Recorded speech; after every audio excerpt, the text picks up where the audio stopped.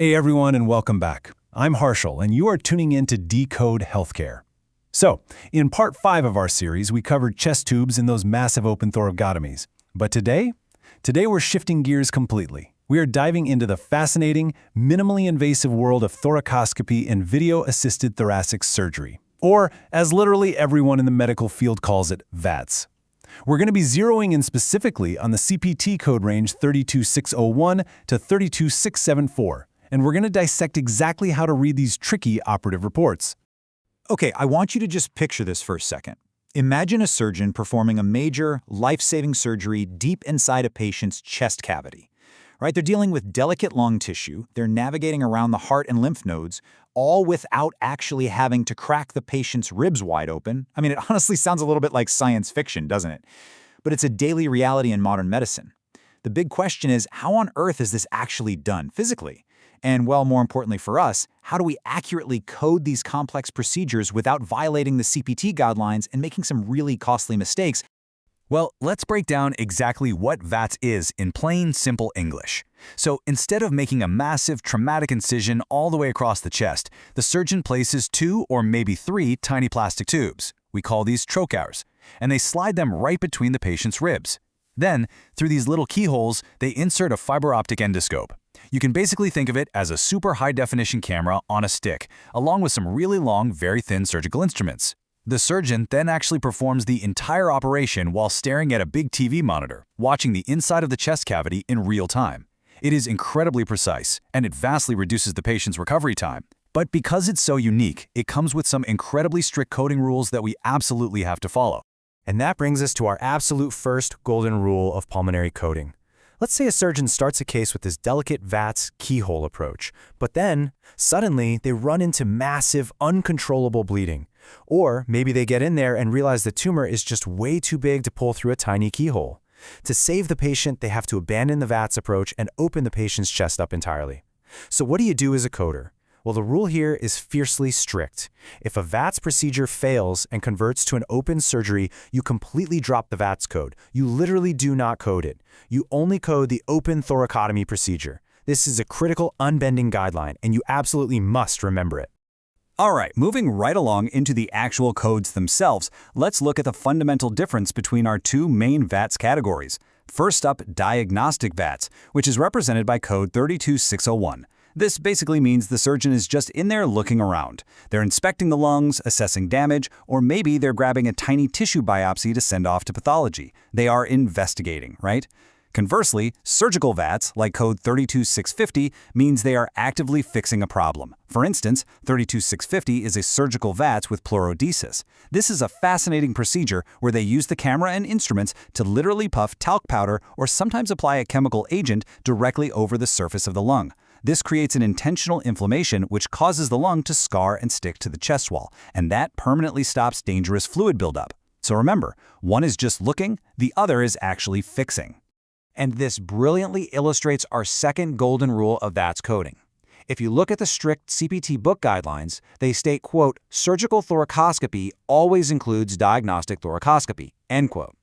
So what does this actually mean for your day-to-day work? Well, if a surgeon goes in diagnostically through those keyholes just to take a look around, finds a major problem and then immediately switches gears to fix it surgically during that exact same operative session, the diagnostic portion is totally bundled. You never ever code a diagnostic look-around if the surgeon actually ends up performing a surgical fix. The surgical code always consumes the diagnostic code to prevent any double billing. Okay, now I want to focus your attention on one really specific code, 32663. This code represents a surgical thoracoscopy with lobectomy. Now, before we get too deep into the coding weeds here, I just want to pause for a second and appreciate how incredible this procedure is from a purely medical standpoint.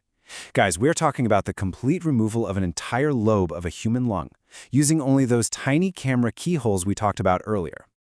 Just think about the physical logistics of this for a second.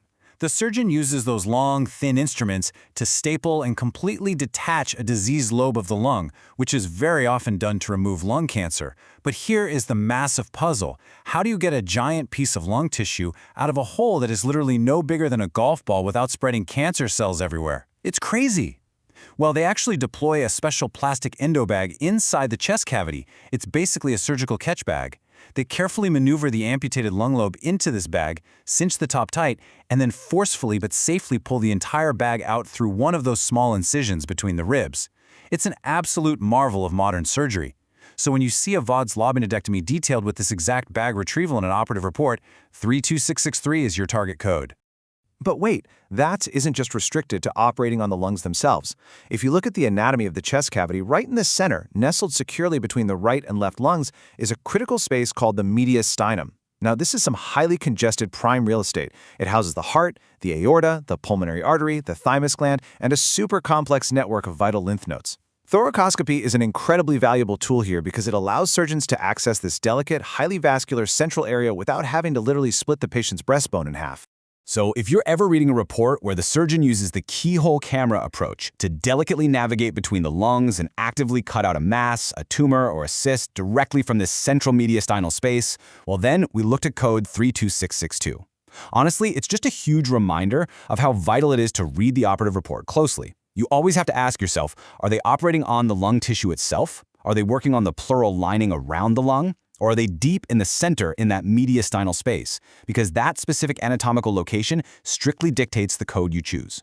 So the absolutely crucial point here is this. Coding VATS procedures correctly relies entirely on applying these foundational guidelines without exception. Let's just lock these into your memory right now, okay? Number 1, the conversion rule. If a keyhole VATS procedure fails and the surgeon has to convert to an open chest surgery, you code only the open procedure. The VATS completely vanishes from your claim, period. Number 2, the bundling rule. Surgical VATS always bundles diagnostic VATS.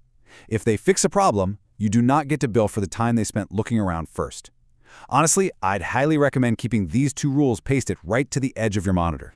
Mastering VATS is a huge step in respiratory coding, for sure. But this brings us to a really fascinating question to leave you with today. What happens when the disease is just too extensive, like when the keyhole approach simply isn't enough, and the surgeon actually has to perform those massive, rib-spreading open surgeries? Well, that is exactly what we are covering next time in Part 7 of Decode Healthcare, where we'll explore open lung excision and resection, and figure out how to code monumental procedures like a full pneumonectomy. Make sure you hit subscribe so you don't miss it, keep studying those guidelines, and until next time, keep decoding.